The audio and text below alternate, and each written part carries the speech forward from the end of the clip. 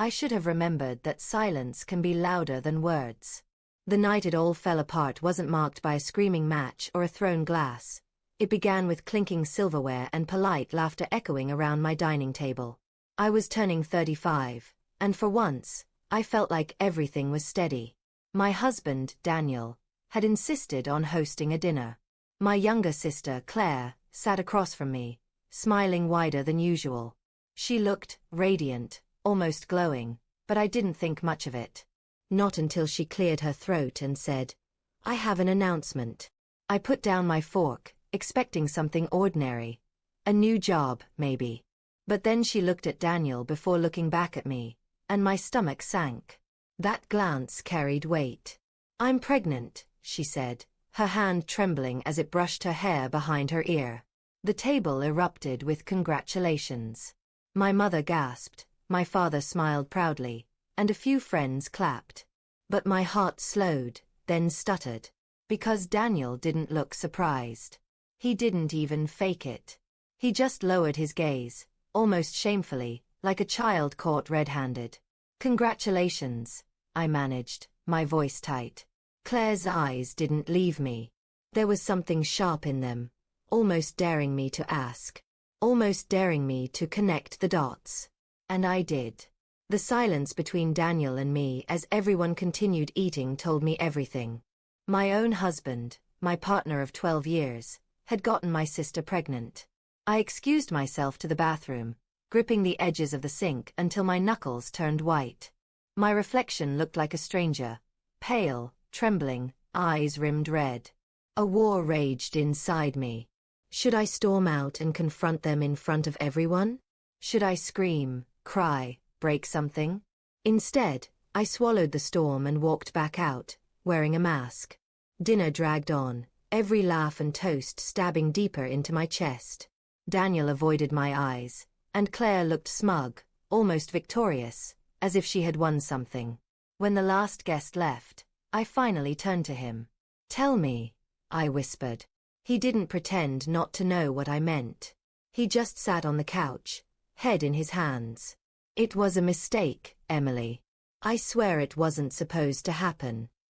"A mistake," I repeated, my voice cracking. "You've been sleeping with my sister. That's not a mistake. That's a choice." Over and over. Tears blurred my vision, but anger burned through. "How long?"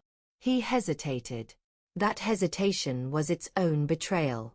"Almost a year," he admitted finally. "A year. A whole year of lies, of him kissing me goodbye in the morning and crawling into her bed at night. A year of me confiding in Claire about my marriage struggles, not realizing she was part of the problem. The days after felt like drowning in slow motion. Everywhere I turned, reminders of him were stitched into my life. The coffee mug he used every morning, the sweater draped over the chair, the dent in the couch where he always sat. And Claire, my own sister, had vanished from my calls, leaving me to piece together the ruins alone. But the worst part wasn't anger, it was doubt. Was I not enough? Had my marriage been a sham from the beginning? Every tender moment replayed in my head, tainted now with suspicion. My mother called one evening, her voice cautious. "Emily, you should talk to Claire. She says you're overreacting." Overreacting. I nearly laughed, the sound sharp and bitter. "She's carrying my husband's child." There was silence on the other end. Even my mother, who always tried to smooth over family cracks, couldn't defend this. 1 week later, Daniel showed up at the house with flowers. Pathetic, wilted carnations. "I don't want this, Emily," he said, his voice trembling. "I don't want her. It just happened, and I didn't know how to stop it." Didn't know how to stop it. I snapped. "You stop it by saying no. By remembering you're married. By remembering me." "I love you," he whispered, tears sliding down his cheeks. Love. The word felt poison now. If this was love, what was betrayal? "You don't love me," I said flatly. "You love yourself. You wanted her, and you thought you could have both. Well, now you have neither." I closed the door on him, the flowers still clutched in his hands. Nights were the hardest. I'd lie awake replaying every detail. Claire's sly smile at the dinner table, Daniel's downcast eyes, the way the room spun when the truth clicked. My chest ached with questions I'd never get honest answers to. Did he love her? Did she love him? Was their baby a product of passion or just selfishness? One night, exhaustion dragged me into uneasy sleep. I dreamed of sitting at that dinner table again, only this time I stood and announced, "I'm done." In the dream, I didn't collapse. I didn't break. I walked out, strong, leaving them in stunned silence. When I woke up, I realized maybe that was my answer. Weeks turned into months. Claire never reached out, not even a hollow apology. Word spread through the family. Some sided with me, others with her. My mother begged me to be the bigger person, as if forgiveness was owed. But I wasn't ready. Maybe I never would be.